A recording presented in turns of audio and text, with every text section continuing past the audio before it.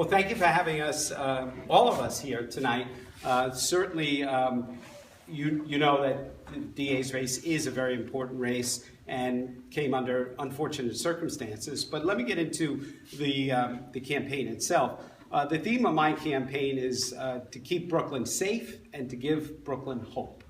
And as far as keeping Brooklyn safe, I think I'm extremely qualified to do that because I spent more than a decade, 11 years, as an assistant district attorney, not in the Brooklyn DA's office, but in the Queens County District Attorney's Office. Now, I'm a lifelong Brooklynite, but I spent my 11 years as a prosecutor in the Queens District Attorney's Office, and that's important. I'll talk about why that's important in a few minutes. But in the District Attorney's Office, I was in the Special Victims Bureau. Special Victims Bureau prosecutes crimes against children, crimes that are committed against the elderly, domestic violence crimes, and all the types of crimes that you normally see when you watch SUV on TV as the Special Victims Bureau. So I spent 4.5 years in the Special Victims Bureau. Then I went to the Major Case Narcotics Bureau and Major Case Narcotics Investigation Bureau.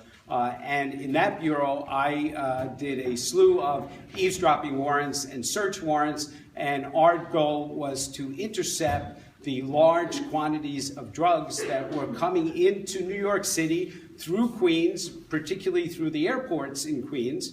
And trying to intercept those narcotics before they hit the streets of New York. And so that was a time where a lot of that activity was happening, and it worked very, very diligently in doing narcotics investigations, interceptions. After narcotics investigations, I went to the Grand Jury Bureau, and I was a supervisor in the Grand Jury Bureau. And as we know, grand jury procedure sometimes can be very, very confusing and very, very controversial, as we saw with the Eric Garner case. So I spent years training new assistants and supervising assistants in the Grand Jury Bureau. So my experience has a broad spectrum from special victims to narcotics to grand jury over the 11 years that I was there. So that's the part where I am qualified to keep Brooklyn safe. Giving Brooklyn hope is also part of my campaign too, because yes, I believe, like all of us believe, in the alternative treatment programs, the alcohol, the mental health, the drug treatment programs. Absolutely, there's no question, and to the extent that they can be expanded, I would do so. But I want to do other things, broader things with the District Attorney's Office in terms of at-risk youth and alternative sentencing. And for example, I want to use my experience as a legislator, as someone who's been an elected official for 20 years. I want to use that experience with the contacts that I've made in the labor unions, in business, and in nonprofits. Use that relationships that I have and expand what the District Attorney's Office can do, and really run with those groups employment opportunities for particularly overlooked and underserved communities in Brooklyn. And I think one of the best deterrents to life of crime is to make sure that the youth have jobs. That's one of the things the District Attorney has not done before. That's what I want to do using my experience in the public sector as an elected official. Certainly, there are programs out there now that I want to also enhance. There's a great project with a culinary chef that is giving at-risk youth in Brownsville opportunities not only to learn culinary arts, but to work in his restaurant. I want to be able to enhance and support those types of things. Let me tell you one other reason I think I'm different in this race is because I do come from my experience being in Queens. I'm the only one in this race that did not come through the Brooklyn DA's office. So just like Ken Thompson was an outsider, came in and uncovered the dark history of what was happening with wrongful convictions in the DA's office in Brooklyn, I too, even though I'm a lifelong Brooklynite, come as an outsider like Ken Thompson, and the only one that really can pick up his mantle and do the same type of work he's done, because everybody else in the race has come through the Brooklyn DA's office during that time when wrongful convictions were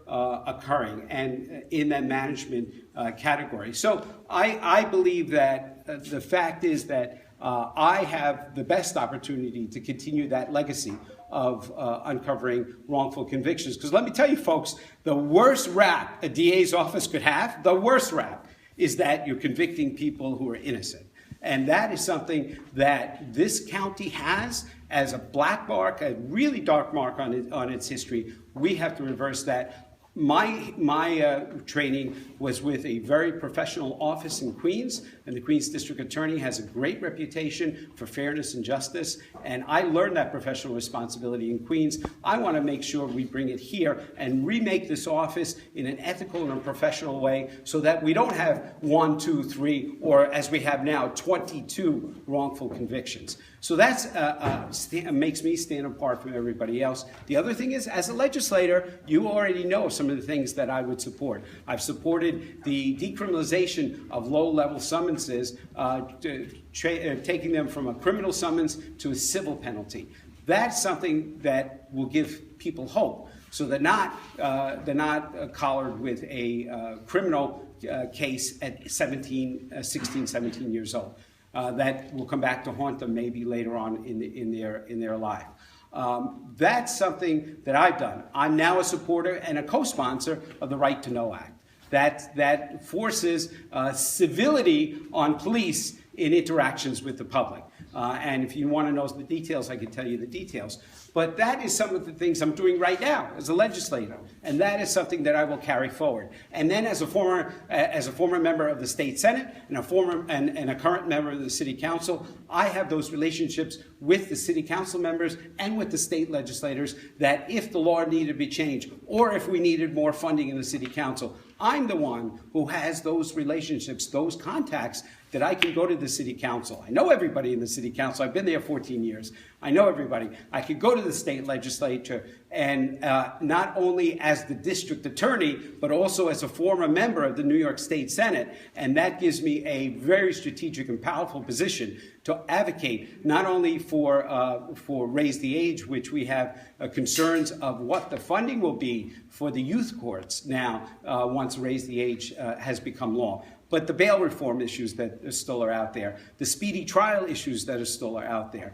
I have those kind of relationships and nobody else in this race has, that I could be that effective going to Albany as a former member of the legislature and as the district attorney of Brooklyn. When it comes to funding, I have that contact with every member, not only the Brooklyn members, but every member of the city council and those who are now running to take the places of the expiring members, myself included. So that gives me gives not only me, but gives Brooklyn a large advantage to have someone in that position that can advocate for Brooklyn, DA's office itself, and also to advocate for change on the state level. So given that, I believe that I come from a different perspective and bring a different set of tools to this job that will transform this office, make it an ethical, professional office, and really carry on the legacy. The only one that really can carry on the legacy, truly carry on the legacy of Ken Thompson. Awesome. So I am going to go ahead and open with a question. John can let us know. We have about a minute and a half for questions. Great. Oh, sorry about that. So I will get to this quick, and potentially we'll have time for a member. So we just want to hear, what is your position on broken windows policy, and if it's in the negative, what specifically would you advocate for it instead? Yeah, well, first of all, I think broken windows policy is to the extent of a prosecute first policy, and that is what has caused so much of the mass incarceration that we see now. So it is, from that perspective, a wrong policy. And what I would do, any low-level first-time offender who has an issue, a problem, that person would be better off served, and society would be better off served if we found a way to help that person so they do not become a recidivist back into the system again.